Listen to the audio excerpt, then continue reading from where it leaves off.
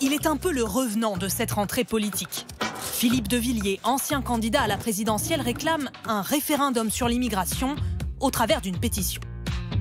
La France, tu l'aimes ou tu la quittes. Rendez-vous sur le site, signez la pétition. Je compte sur vous. Une initiative largement relayée par les médias du groupe Bolloré.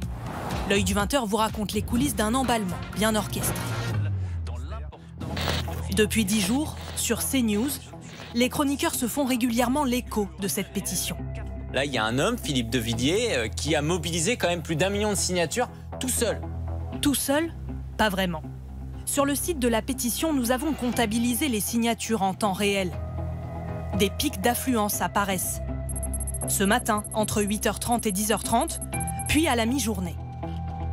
Et sur CNews, au même moment, de quoi parle-t-on? De la pétition, bien sûr. Autre média propriété de Vincent Bolloré, la radio Europe 1. Sur ces ondes, les journalistes donnent carrément la marche à suivre pour trouver facilement la pétition en ligne. Cette pétition que vous pourrez consulter en ligne si vous ne l'avez pas déjà fait sur la page dédiée référendum-immigration.com a dépassé le 1 million de signatures cet après-midi. Un soutien à peine voilé qui laisse certains journalistes d'Europe 1 désabusés. On voit bien que derrière, il y a la volonté de faire la promo de Villiers. C'est pas vraiment de l'info. Ces médias sont plus qu'un simple relais. Ils sont des partenaires de la pétition. C'est même écrit noir sur blanc. Les signataires peuvent consentir à communiquer leurs coordonnées à Lagardère Media News. Le groupe de Vincent Bolloré cherche-t-il à recruter de futurs abonnés? Contacté, Lagardère n'a pas souhaité faire de commentaires. En 10 jours, la pétition de Philippe de Villiers a récolté plus d'1,5 million de soutiens. Mais des experts en cybersécurité s'interrogent sur l'authenticité des signatures.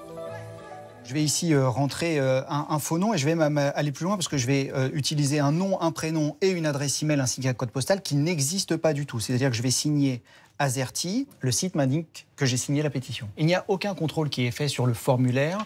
On voit qu'on peut mettre ce que l'on veut, donc on peut signer pour un tiers, mais on peut également signer pour quelqu'un qui n'existe pas. Il suffit pour cela de rafraîchir la page une fois qu'on a déjà signé.